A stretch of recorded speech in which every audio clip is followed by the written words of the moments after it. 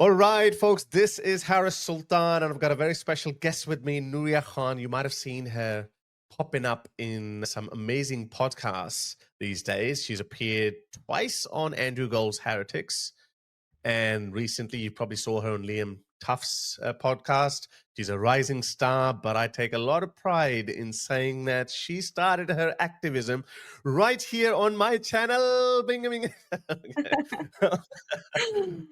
Nuria, how are you doing? I'm good, thank you. Thank you for having me back right where it all started. Exactly. So let's get straight into it. A lot has happened. I actually thought maybe we should do this every week where we should discuss the absurdities that we see on UK social media. I have some news stories to share with you and some clips that I want to show you, and I want to get your reaction. But just to set the scene, let me ask you, are you worried about Britain's future? Are you worried that the next generation is not going to have it like you did or even your parents' generation did? Without a doubt, Harris, without a shadow of a doubt. And to be honest, I don't think I've even enjoyed the fruits of what could be like an optimal society. I feel like since I've moved back from the Middle East, I've just come into this almost cesspit of honestly every single day these days. It seems like it's getting worse than the day before. But even if you look at like the gradual yearly decline over like, let's say, the last 2 decades, if you think about everything from like, the might of when the groom gang scandals were taking place, everything until now, when Tony Blair was in power, we see the migration crisis, we see what the Labour Party are currently doing, we see what the Tory party had done for over a decade before that. It's just for somebody in my generation, I'm one of the more kind of younger millennials, it has been a life of despair to be a Brit born and raised and trying to make a life for yourself in this country. It's like the whole system is rigged against you. And then that's not even to mention how things are on the Islam front. And I'm sure we'll get into that. But yeah, it's a very, very bleak picture at the minute. Because everything that you look at, from migration to cost of living crisis to social cohesion, every indicator that you look at, Britain is not doing well. And by the looks of it, people in power or the establishment or the government, whatever you want to call them, for some reason, they don't want to do anything about it. They just want to put fingers in their ears and say, everything's fine, everything's hunky dory. It's just you guys are just crying for no reason. You're racist, far right hugs, and let us get on with our business. Why do you think that is? Is that just denial?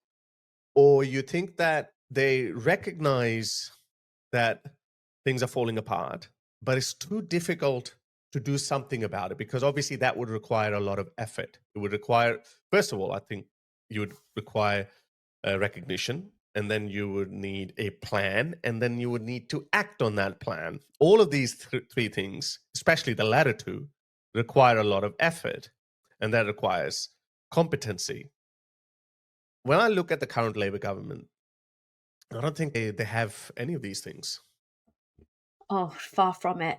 I'm going to go out on a limb here and say that it's not just a case of putting their fingers in their ears and being kind of in denial about the whole situation and burying their heads in the sand. I would go as far as to say so many of them at the highest levels of our establishment are complicit in the way things are unfolding and are an active part of that. We see, I mean, yeah, we can pick out any single crisis here that's affecting, let's say, somebody of my age, but the general wider public, and particularly the working class Brits who feel extremely disenfranchised at the moment. But when you hear cases of, a man come over from Sudan and he's immediately given a studio flat in a nice part of London, and then you get people who are my age who are struggling to ever get on the property ladder. And then the next thing you hear is he's brought his whole family here on the taxpayer's expense, and he's been shifted to a 4-bedroom house where there is a single woman fleeing domestic violence who's British, born here, lived here her whole life, and he gets placed in front of her. I mean, that's exactly what happened with an Afghan family. And it caused a bit of a stir here. But this case I just gave you of like the man from Sudan, this is the news I wake up to every single day, where people like myself are, waking up at the early hours, coming back late, working hard for most of your life, struggling to put a pension together that you can survive on, and the government just seems to take and take and take. And you say things like, it would take a level of competency. Honestly, Horace, it's not that difficult. I've heard the politicians who are kind of, waiting to come into power to just, there's a couple of things that you can do which would immediately overnight rectify the situation. And I'm talking about things like, leave the ECHR. You've got the human rights law, and you've got that already to be enacted into British law. We don't need to look to Europe to safeguard the human rights of these people who are the perpetrators of mass rape gangs of white British girls. Why do we care about their human rights? It's because Europe tells us to care about their human rights. There's, again, similar steps like that to control your border force. How difficult is it? We saw Trump come to power, and we saw how tightly he was able to manage the immigration flow into America. The same thing is very much possible here. We're an island nation. I'd argue it's even easier. Hold France to account more. And like, talk is cheap, as I'm sure we're going to, unpack later. But even with, Shabana Mahmood stepping into power now, it's really, really, really easy to come out and say, we're going to smash the gangs, we're going to stop the boats. But honestly, I'm sick of it. I've been hearing about this for yonks now. And nothing ever happens. It seems to get worse. Every single day I wake up and hundreds more are miles away from our shores of Dover. And you just look around and you see what it's doing to society and social cohesion and just the general morale of the British public. Why do you think there's such a big segment of, well, I don't know whether that's big anymore. I think the numbers are diminishing. But why do you think there still is a number of people in the society who should be able to see what you just said? I mean, you put it very simply. It actually reminds me of this Labour minister's quote, or her sentiment, which was echoed in this Daily Mail article. The Labour minister insists the rights of Bell Hotel asylum seekers trump those of families in Epping. I mean, do they not even realize the absurdity of this sentiment? I mean, I don't know whether she actually said this or not, or that's what she meant. But the whole notion, this whole sentiment is so absurd, as you put it, that they are victims of domestic violence. They can't get a hotel. They're escaping domestic violence. But then you have someone who comes from a faraway land, nothing personal, nothing against them. But the first and foremost priority of the British government should be its own people. If you can't afford to house your own people or protect your own people, then everything else becomes secondary. It's like, sorry, guys, we're full. I understand you have human rights. You're probably doing it tough. You're probably trying to escape the Taliban, or maybe not. Maybe you are working for them. We don't know anything, but it's none of our business. It seems so simple to grasp, but there's still a segment of society that thinks, no, we forget about our pensioners, forget about our domestic violence victims or our homeless people, our veterans, forget about all of them. We gotta look after these people first. Are they disconnected from reality, or they're blinded by their lefty ideology? What is it? I can't see, I genuinely try to understand that as neutrally as I can, but I cannot get a single sane argument in their defense. Oh, in their defense, absolutely not. I mean, I would call it, honestly, I would say it's on the verge of treason. What do you call a government, Harris, that is actively working against their own people? That is Mm. what is currently happening in the UK. They are actively working against the interests of the British people. If you go out and you fly a St. George's flag, there's more chance of you going to prison than if you go and deface statues and wave the Palestinian flag. And what does that say when you're trying to make an example of patriots, and you let off people who plan terrorist attacks in your country and say, oh, I hope you're okay in American jails because they're quite strict in custody, or something redonkulous to that The effect. But judge, he this, said, good yeah, luck. He wished good him luck, good luck. The exactly. person who killed British citizens or was involved in that, he said, good luck to you, sir. These judges, too. I mean, what is it? And this is what I'm saying. This is an absolute madness when I tell you that they're complicit. I mean, the highest Is this levels of the ideology driven establishment. though? I mean, the other day I read this headline from a Labour councillor who labelled the grooming gang victim girls as white trash. Is there contempt for their own people? Is it ideology driven? I don't understand what this is.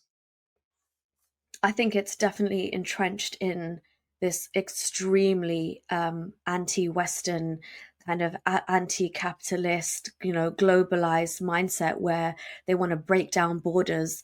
Anarchists? And Are they anarchists? I mean, so there's a lot of talk lately. I mean, look at Keir Starmer. If you look at his background and the things he was involved in when it comes to the Soviet Union. His links are shady as hell. I'm sorry to say. And then now there's like more and more reports are coming out about the infiltration of something called the Fabian Society, which are extreme Marxist socialists as well, with the same agenda that I was talking about. Complete breakdown of borders, very very anti-capitalist to usher in a socialist society. There's a breakdown of ways in order to do that, and many of them are what we're seeing play out in terms of similar ways to the I personally think that non-violent jihad works, where you infiltrate systems from within, you start changing the language, you enter politics, you corrupt the judiciary, you get all your people sat in very important places, and slowly you start eroding everything safe and known and sacrosanct to society at large. So whether it's like the nuclear family, whether it's like just general values that the country holds, like a woman is a woman, a biological woman, no man can grow a cervix. And now we're talking about, oh, actually, if he calls himself a woman, can he be?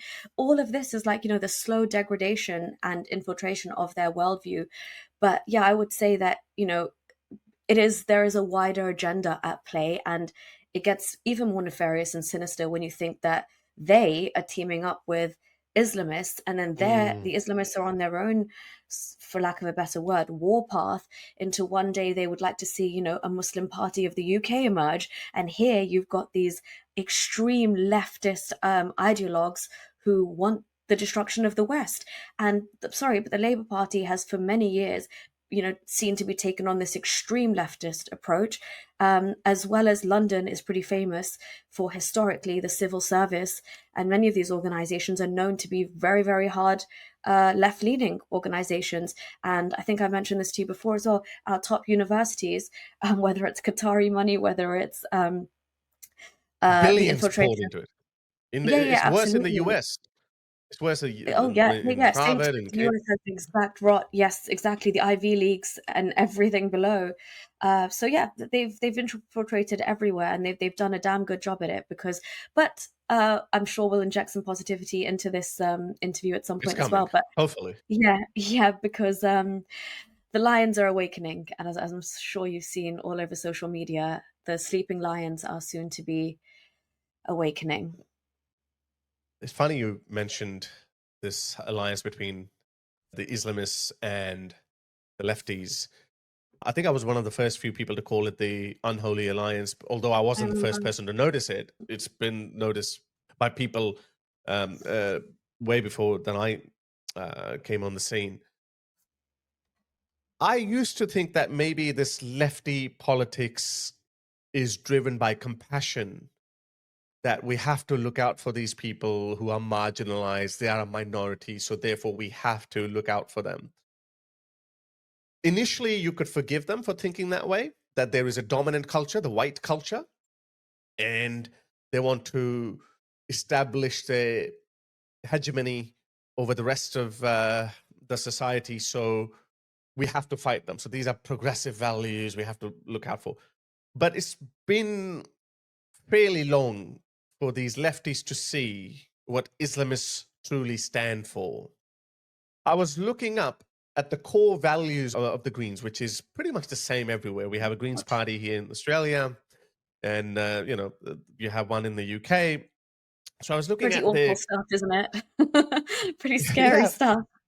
yeah, but what doesn't make sense is that why do they get in bed with Islamists? So here are some key values: grassroots democracy, antithetical to Islam; social justice and equal opportunity; equal opportunity and social justice to LGBTQ people, antithetical to Islam. Ecological wisdom, meaning environment. Non-violence, sustainability, blah, blah, blah. So these are some top values of the Greens. And then at the same time, they get in bed with people like this guy. This guy's name is Motin Ali. He is the new deputy leader for the Greens party.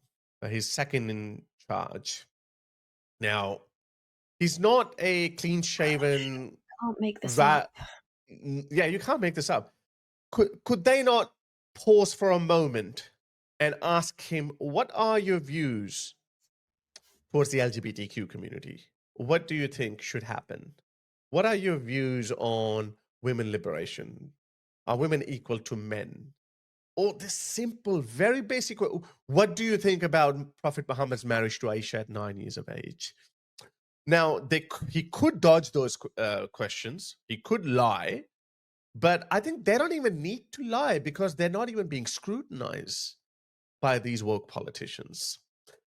So I'm not just attacking him because of the way he looks.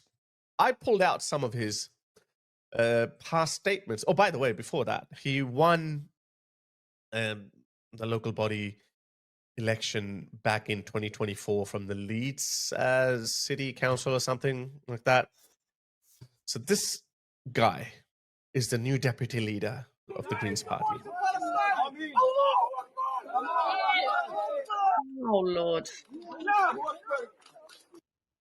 Allahu Akbar. He won a local body seat as a councillor in Leeds, I believe. Leeds, yeah. Leeds is Leeds a City heavily Council. Muslim populated area as well, yeah. Leeds, yeah.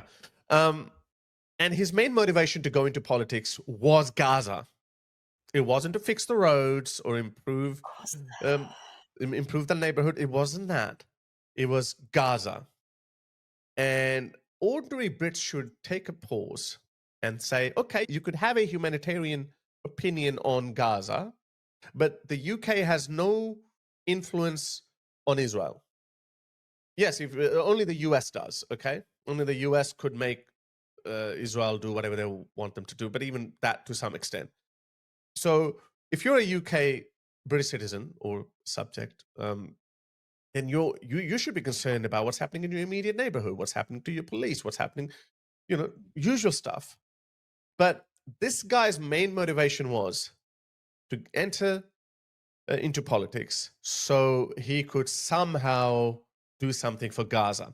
So here are some of his statements that he made after he won the election. On 7th of October 2023, he posted. So he hadn't won at that point. He was just a normal citizen. He didn't have to put a mask on, basically.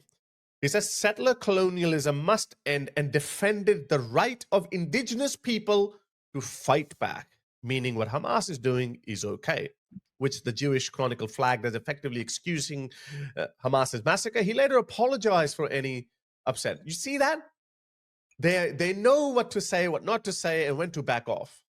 So because he was a private citizen at that point, so you could spew whatever nonsense you want on social media, which in and of itself is pretty pathetic, given that if a native citizen says something like this, he is paid a visit by the local police. The thought police, yeah. Yes. And after his May 2024 win, he framed it as for the people of Gaza, not for the people of Leeds.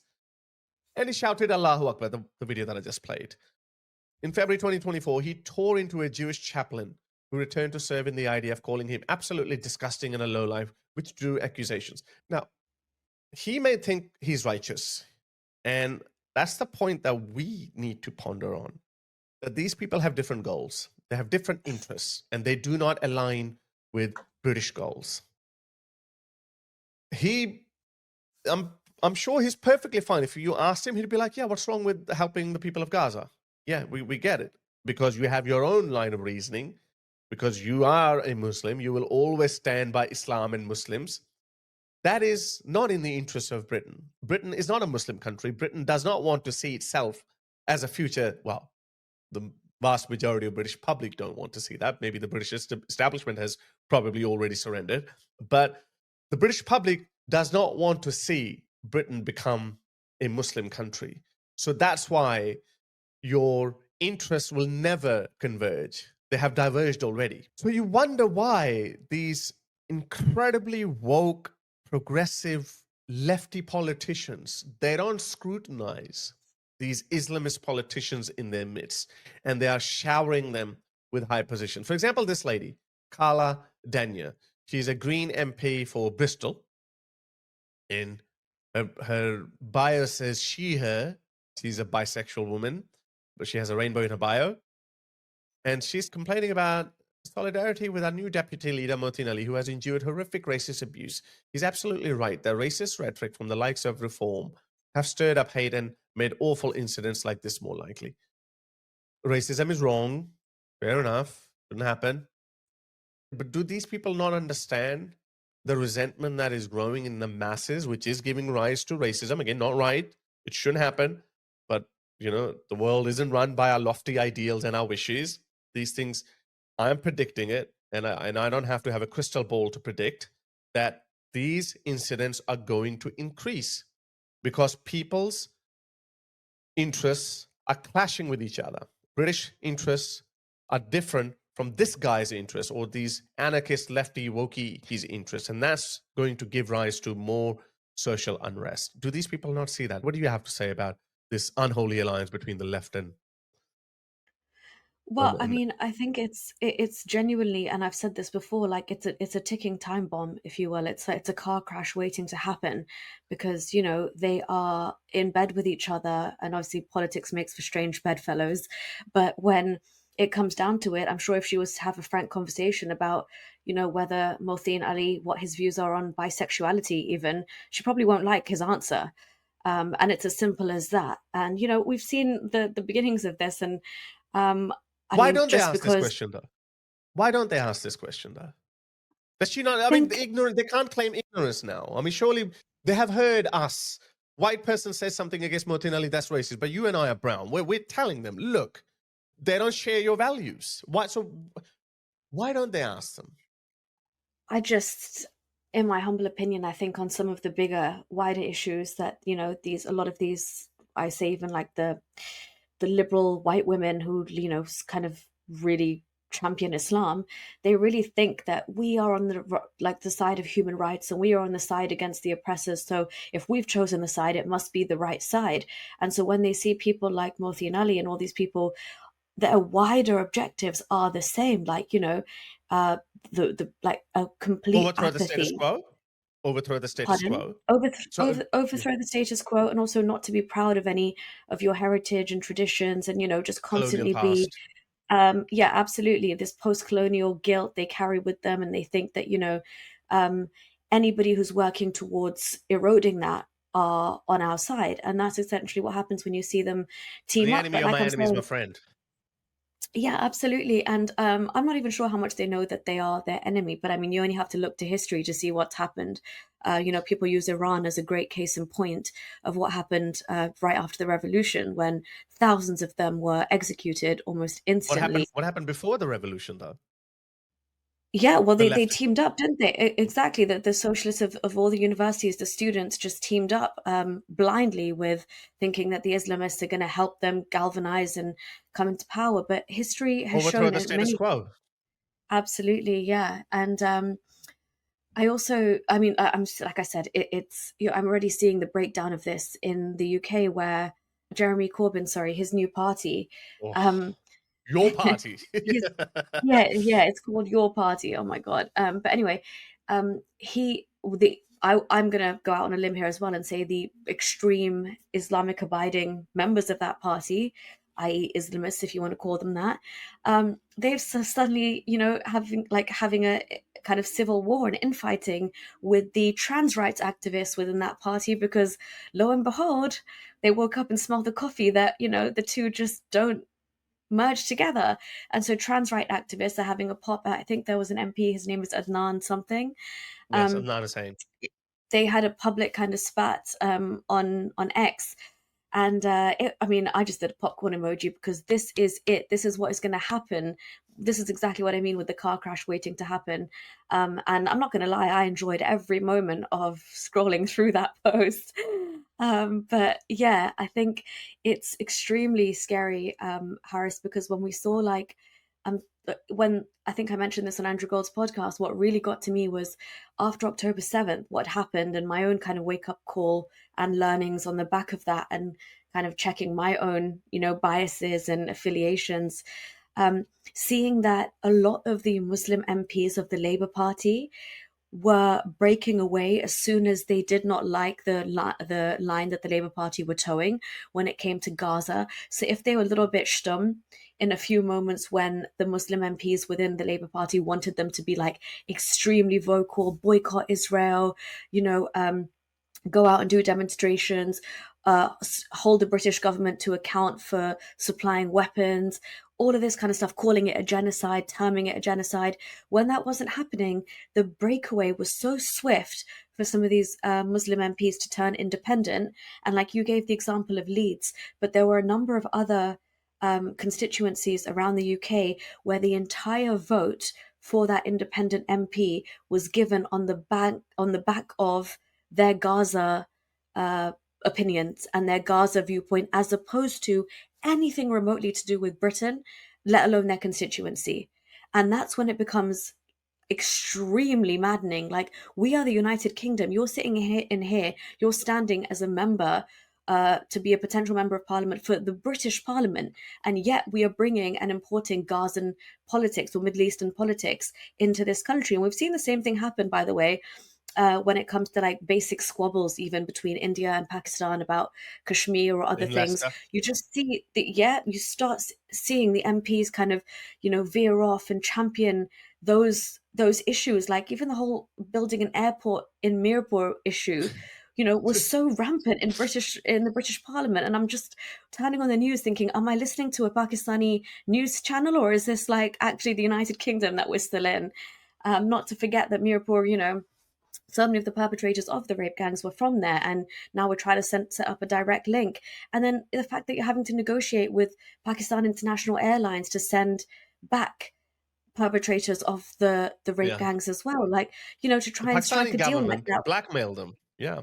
Exactly. And I mean, that's ridiculous. I've heard even straight from Ben Habib things like, we've already got a prisoner transfer agreement in place Yes. with Pakistan. We do not need to allow PIA, given all of their health and safety issues and their track record, to reopen their flights But they into UK surrendered though. airspace. But That's I our think the prerogative. UK Yeah, government exactly. surrendered. They And, have and, and how reopened. many Pakistanis have they sent back? Because I'm still waiting to see how many they've sent back, because their human rights keep getting in the way. It's remarkable.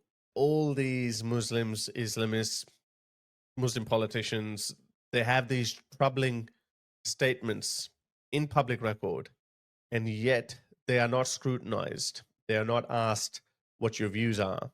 They've been emboldened for at least 2 decades to say whatever they want to say out in the open. I remember in the early 2000s, we used to have sting operations from the ABC here in Australia, or maybe SBS, or over there in England, you'll have Daily Mail. Someone will go quietly into a mosque and they would secretly record a sermon from an imam where he's saying some horrible things, and it will come out and people will be like, oh, wow, this is horrible. And then Muslims will come out and they say, these are just some extremists.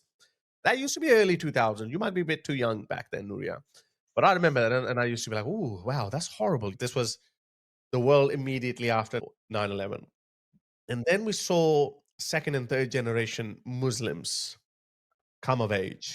So they were no longer hiding it anymore. These abhorrent views, they were advertising them in broad daylight to the whole world. They were broadcasting it. I think Anjem Choudhury was the first one. But even that died out, and the British public got desensitized. And with the advent of social media, these people have been spewing this nonsense out for so long that it actually became popular with millions of young Muslims. Look at this, Anjem Choudhury. They used to give income support 20 days in advance. SubhanAllah. Nowadays, you get it 2 weeks in arrears. We are on dawah seekers allowance, and jihad seekers allowance, you know. Jihad seekers. We take the jizya. Oh my days. The normal situation, but really, is to take money from the kafir, isn't it? So this is normal situation. They give us the money, you work, give us the money. Allahu Akbar. We take. Again, this is not a secret sermon in a mosque. This is, In fact, it's reality. How many Muslims are on state benefits and on welfare? They've actually absolutely, taken his advice. absolutely. Let's talk about the breakdown of the social fabric of British society. I first came to the UK in 2017, and then I started coming to the UK regularly in 2021. And I remember you and I getting into some arguments, and I remember you even once told me that if you don't like it here, you could go back, because I would always compare the UK with Australia. And I had such a massive cultural shock, because the kind of things that I was seeing in the UK, say in 2022, 2021, they were totally foreign to me. Like, because we didn't have these kind of things happening in Australia. We didn't have these Muslim ghettos. I saw people randomly defecating on the streets. I had never seen anything like that in Australia. Pardon? Where were you? Yeah, in Ilford, I You were think I in some told you. very shoddy parts, I'll tell you that. It's the UK, it's London. You know, we don't have these shoddy parts in Melbourne or look, I think we're starting to get some too. Defecating in the street, though. I told That's you about this in Ilford, like in Ilford Plaza in the main street. okay. But there's so East many London others. is the Wild West, so yeah, I hear that. Exactly. So I had this cultural shock, and I was like, "What is this?" So now, with hindsight, we can see that something outrageous was happening. Yes, it was already bad, because the UK has been open for migration for much longer than Australia had been. It was already bad, but then it got worse. I've got some statistics to show you. This is a damning statistic that I want to show, and especially you as a woman who used to, I mean, I don't know if you still do, who used to catch the underground to go into central London, go party, do whatever, and then go back home. It's not much to expect that you will come back home in one piece.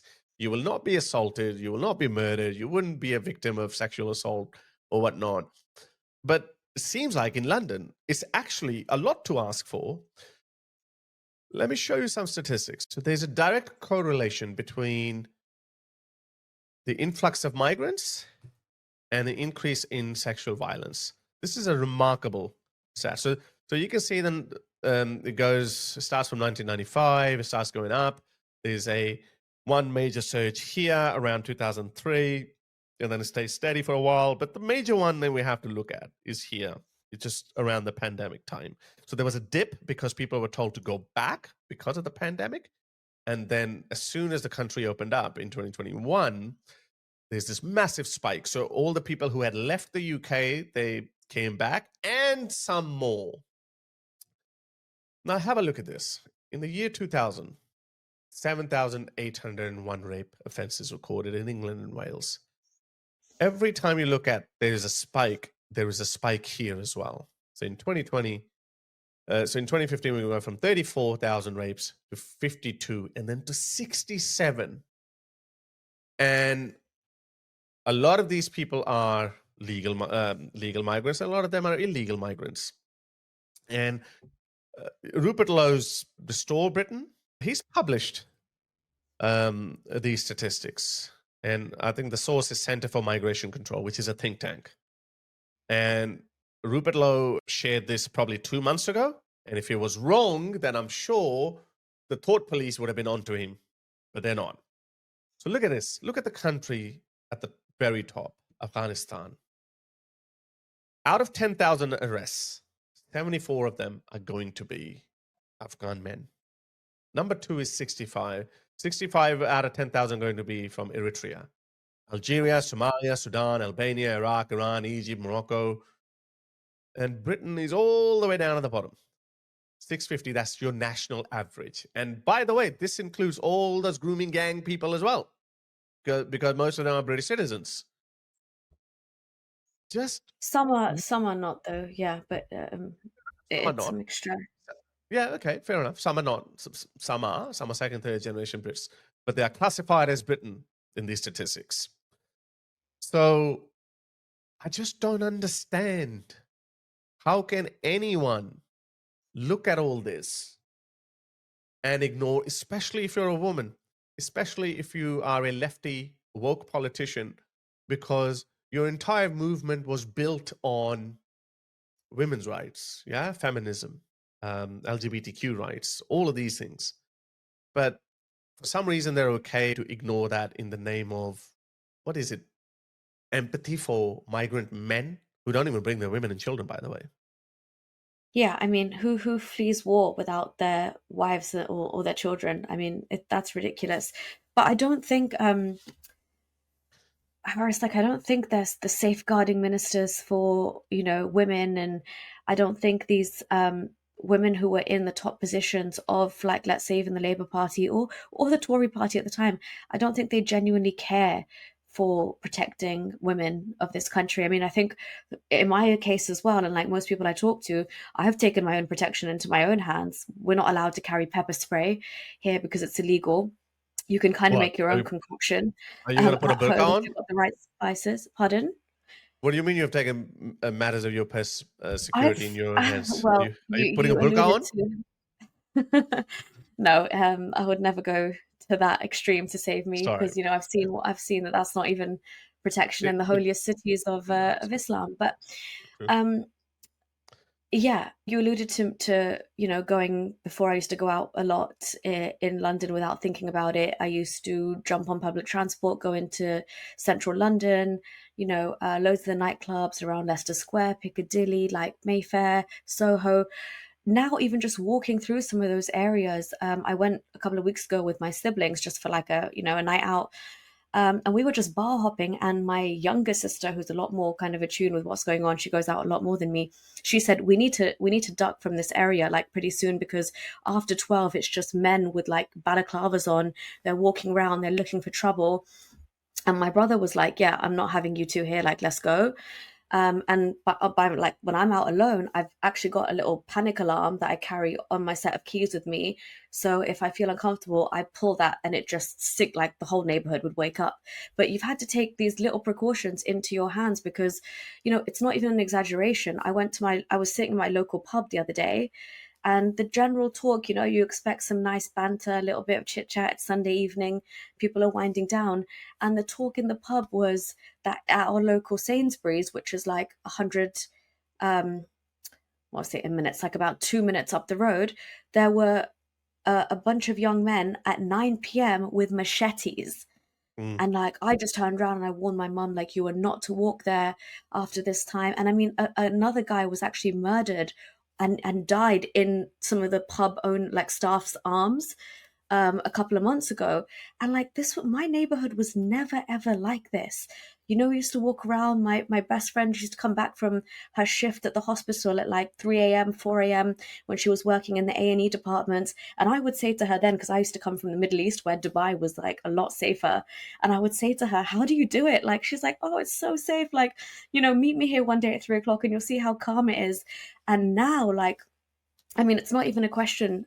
It's the actual landscape has changed. I mean, I'm sure any woman would agree with me that London is not the same. So yeah, I completely concur with, there is definitely where there is a rise of illegal or well, especially illegal and especially undocumented, but even legal migration where it's from such foreign cultures that their views on women, like I think the top leading country as you showed was Afghanistan. In that country currently, women can't use their voices. I can't speak to you like this in case you'll be tempted. So I Mm. mean, you put them in the middle of Leicester Square where we're empowered, we're a couple of drinks down, we're getting a bit, we're They're feeling gonna a lose bit, it. They're feeling like, we're ourselves a already in little bit. heaven. Yeah, exactly. Like, they've never conceived something like this. And then you've got judges, the most pathetic, incompetent judges who should never have been put in those positions, who let them off and say, oh, in his culture, he didn't know that was wrong if something does happen to you. And they get let off almost scot-free with their culture or, their differences in upbringing being cited as a factor in the actual judgment. So I really have begun to think that nobody really that's in power cares about the safeguarding of women and girls. The fight for Vogue in this country very much lives on. And I just suggest to most women, safeguard yourself, because this government does not care. Every single time, Harris, I wake up and I say, like, on my way to work, I hear that more and more undocumented men have arrived at the shores of Britain. When I'm in my head planning a trip to like Cornwall or, down south or to a coastal area, I'm actually mindful not to go near the coast or on certain beaches because, I don't want to be spending my money and spending my time in a hotel near feeling absolutely intimidated constantly, or, rocking up near a bunch of tents where migrants have essentially taken over that area for all intents and purposes until they're being housed or what have you. Or what the government's done now, just given up so many of our hotels, 5-star, almost plush hotels in Canary Wharf, for these migrants. It's wild. While all of this is happening, when there is real crime, and we have DEI officers, we have female police officers who are getting battered.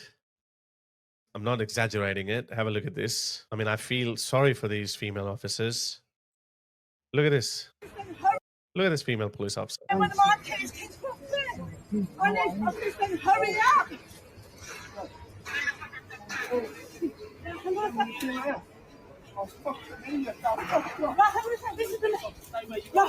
So some British man is going to help her out. But anyway, jokes aside, but while all of this is happening, the UK police is busy still arresting people. Let me quote. Why am I being arrested?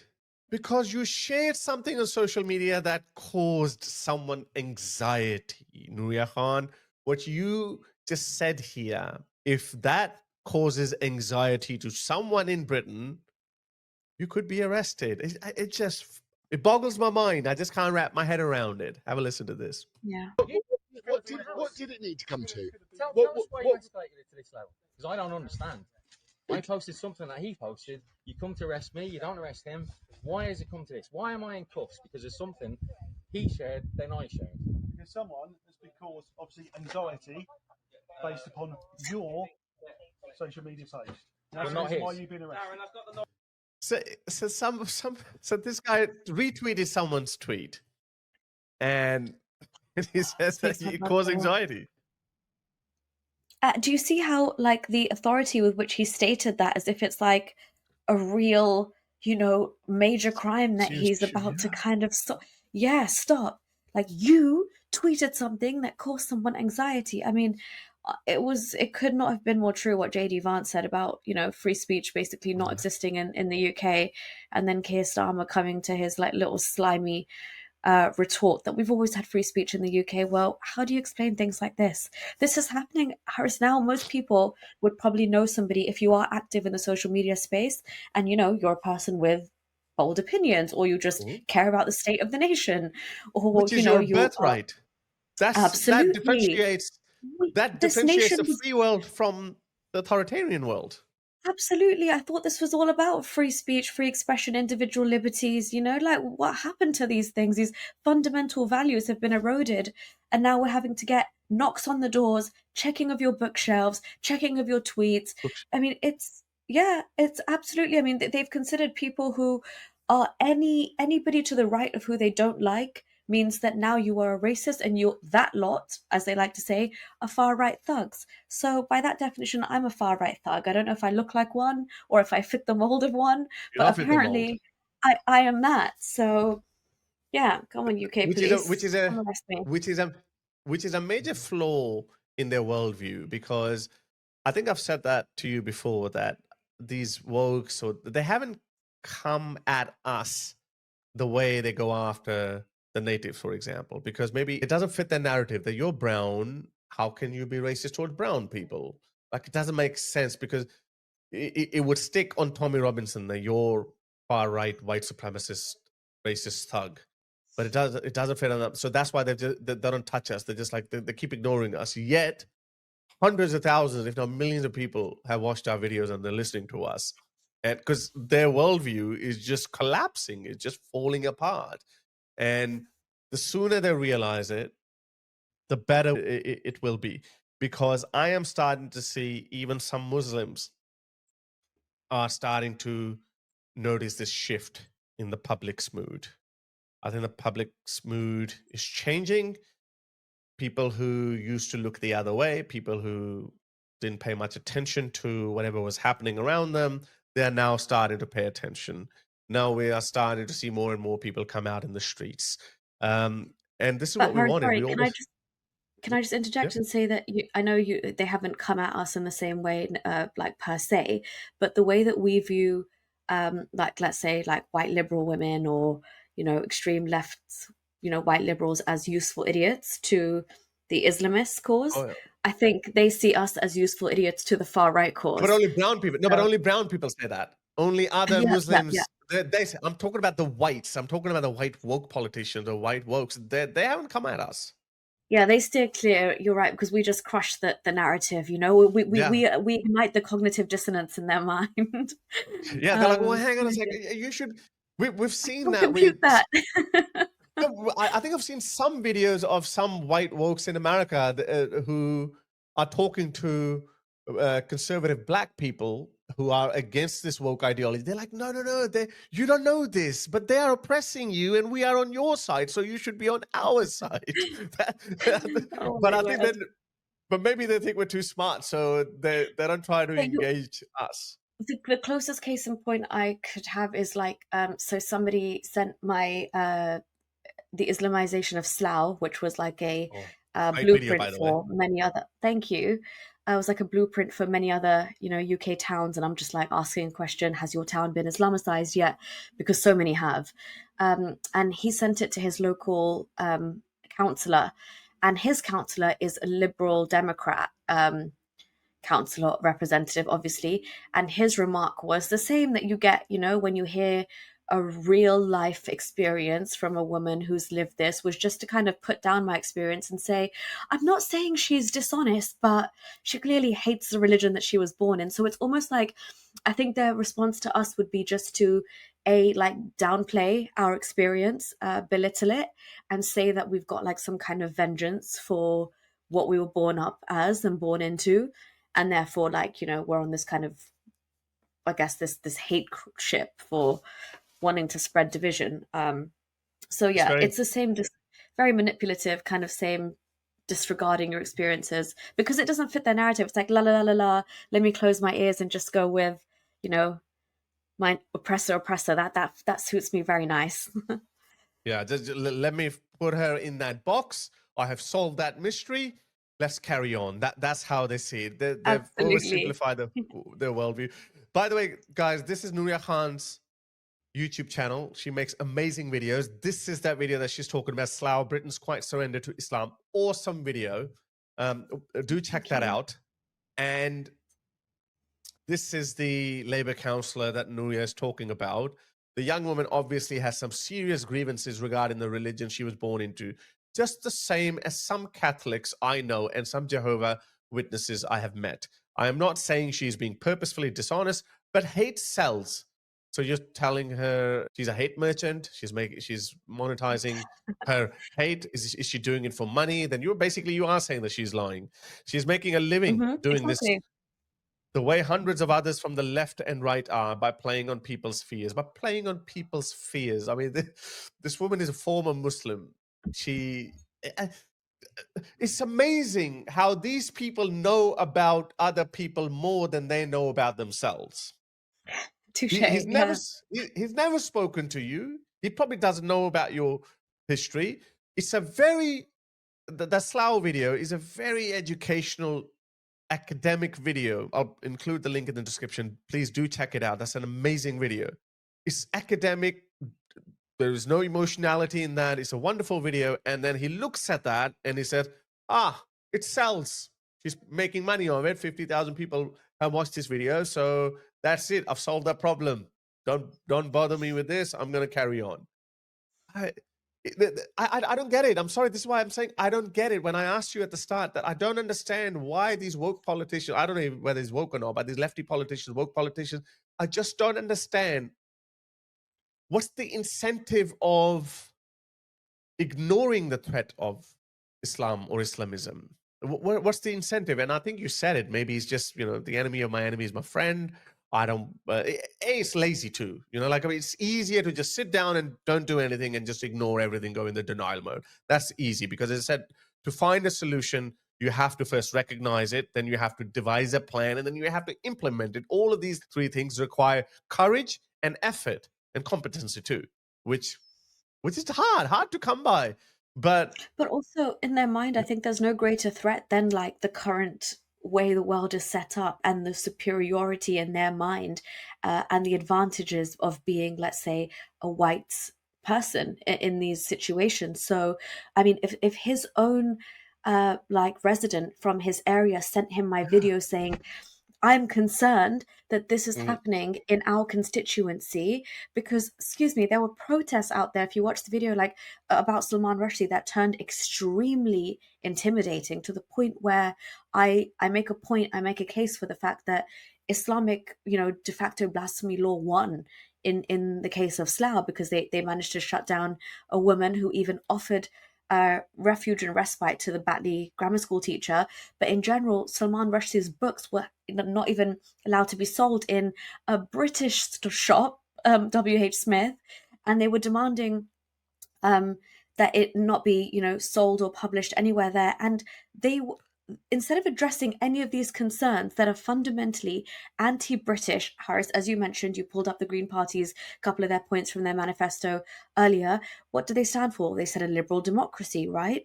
Does this happen? Is this supposed to take place in a liberal democracy? I don't think so. And yet here you are siding with who I will tell you are the real oppressors, but you're blind to it. You're willfully blind to it. And instead you're saying to me that hate sells, but that's fine because I've never looked to the Green Party or the Lib Dems as my political home anyway. Maybe when I was 16 and naive, but never after that.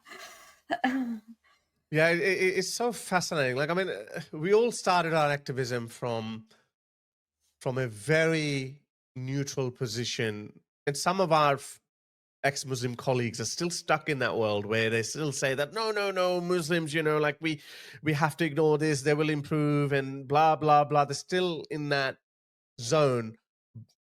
I have evolved past that situation. I think you have, because we have come to realize that when you bring in a large chunk of people from cultures that are inherently opposite to that of their host country, such as Britain, then a big chunk of those people are going to stay loyal to their home culture.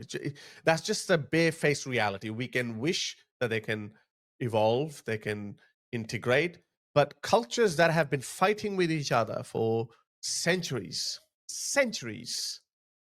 to expect that they will suddenly move past it. You and I were just exceptions. And again, we are very bold exceptions. We have announced that, we are divorcing this culture. We are divorcing this ideology. We have made a conscientious decision that Western secular liberal values is the way to go forward. Therefore, we ally ourselves with this. Most Muslims don't do that even subconsciously. They may think they don't have to do it. But this guy I showed you earlier, this Motin Ali guy, who do you think he's going to be loyal to when there is a clash between Islamists and the British patriots, people who stand up for British secular liberal values? Who is he going to pick at that point? That woman, and whatever her name was, that bisexual woman with a rainbow in her bio, she will be thrown under the bus in a heartbeat. These people In don't fact, he'd understand. probably gloat and say my religion, treats you as even worse because of your sexuality. So you're going to be like straight in the firing line, metaphorically speaking. No, Well, literally. in Islamic terms, quite literally. Yeah. On the rooftop though. So maybe not by fire, but on the rooftop. In another, I've said it before. The only good thing, the only satisfying thing out of this would be if there is an Islamic takeover. I'm an optimistic person. I don't think there will be. But the only good thing or satisfying thing out of this would be the look on the faces of all those people whom we warned that don't get in bed with these people. It would be interesting to see the look on their faces when they're about to meet their end at their own Do you know hands. what? I'm willing to even forego that little bit of glory and satisfaction to be like, I'd rather just no, Islam. We nip it in the bud somehow now.